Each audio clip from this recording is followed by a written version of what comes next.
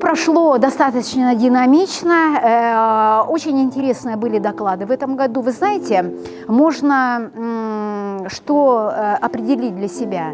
Каждый год он действительно добавляет какое-то качественное звучание. Меняются доклады, они становятся более точечные, интересные. Появляются новые докладчики из сферы науки, теософии. И это очень здорово. Дело в том, что обычно большие крупные мероприятия проходят в таких топовых городах, как Москва и Санкт-Петербург. Возможно, это достаточно легко там организовать, и, конечно, все рвутся в такие города. Но когда эта идея реализуется в регионах Российской Федерации, это уже немножко другой уровень работы. Конечно, огромная подготовка. Вы знаете, сколько транспортных компаний было заказано, чтобы ввести оборудование на этот конгресс, сколько новых воронежских лиц мы вообще узнали, которые к нам обращались, заявки поступали, мы с людьми общались, которые хотели бы прийти на этот конгресс, которых мы не знали. То есть появление вот этих новых лиц, для которых темы и само мероприятие достаточно для них интересно, оно действительно становится актуальным и для России, и для зарубежных стран. Вот это вот я хотела бы, конечно, отметить.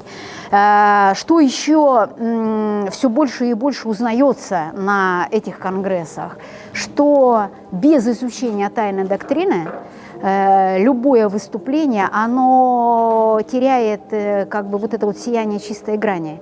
Оно не становится таким ясным, понимающим.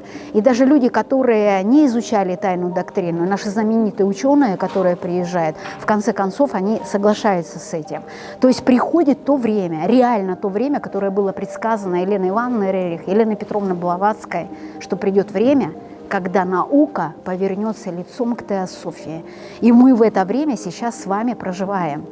И это очень значимо, это чувствуется в отношениях людей, с тем, что молодые сознания уже приходят, и они говорят этими терминами и этими понятиями очень легко.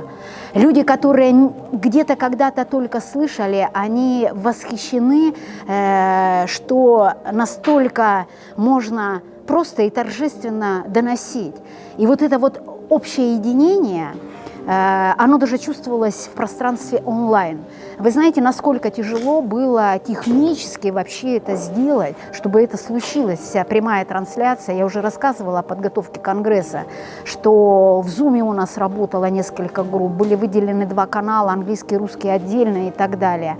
И потребовалась дополнительная аппаратура и так далее. И мы сами еще тестировали, как это вообще может быть. И мы сами набираемся опыта. И теперь настолько это следующий конгресс, я думаю, что он будет еще легче проходить, еще расширеннее, еще будет больше взаимодействий и с социальными нашими структурами, которые оборачиваются лицом и к теософам, и к науке, и, конечно, с официальной наукой, с образованием, с представителями религий всевозможных, и медицины, и, конечно, искусства и культуры.